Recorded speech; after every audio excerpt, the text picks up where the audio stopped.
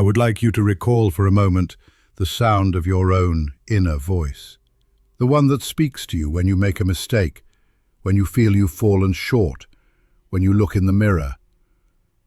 What does it sound like? Is it a gentle friend or a harsh critic? So many of us believe that this inner critic is what drives us to be better. We think that without its sharp edge, we would become lazy, complacent.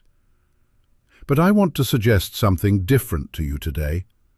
That voice, the one of constant judgment, is not a sign of strength. It is a sign of a heart that is tired of being at war with itself. True strength, the quiet, unshakable kind, is not found in self-criticism, but in self-kindness. There is a beautiful concept in Buddhism known as Maitri, which is often translated as loving kindness. And the first person to whom we must direct this loving kindness is ourselves. You cannot draw water from an empty well, and you cannot offer genuine kindness to the world if you are actively denying it to the person right here, right now. I remember a man who came to me, a brilliant artist. He was so talented, but he was utterly blocked. He would sit before a blank canvas, and all he could hear was a voice telling him his work was never good enough, that he was a fraud. He thought he needed more discipline, more harshness to break through. But what he truly needed was to turn and face that critical voice, not with anger, but with curiosity. To say, "Ah, I see you. You are afraid. You are trying to protect me from failure." And in that moment of gentle acknowledgement, the war inside him began to quiet. The critic lost its power because it was no longer being fought. It was being understood. This is the quiet power I speak of. It is the power of a deep, silent river that continues to flow regardless of the rocks on its path. It does not shout at the rocks. It simply, patiently flows around them. When you are kind to yourself, you are not being weak. You are becoming like that river.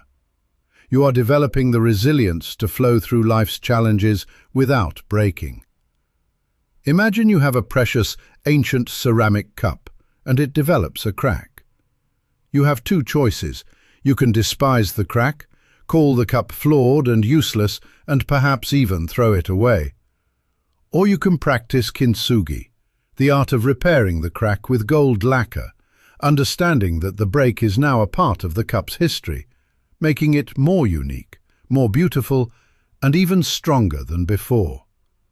Your struggles, your failures, your perceived flaws, these are your cracks. Self-kindness is the gold. It is not about ignoring the cracks or pretending they aren't there. It is about embracing your whole story with such tenderness that your wounds become sources of strength and beauty.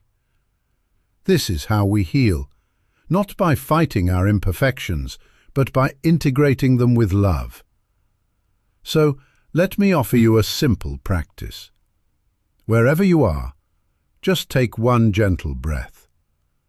And on the next breath, silently place your hand on your heart. Feel the warmth, the steady beat. This heart has been with you through everything. Now, offer it these simple words, just as you would to a dear friend who was struggling. May I be kind to myself in this moment. May I give myself the compassion I need. This small act is a revolution. It is the quiet power that changes everything. It reminds you that you are not a project to be fixed, but a human being to be cherished. And from that place of inner cherishing, your entire relationship with the world begins to soften, to brighten, to heal. Thank you for practicing this moment of kindness with yourself.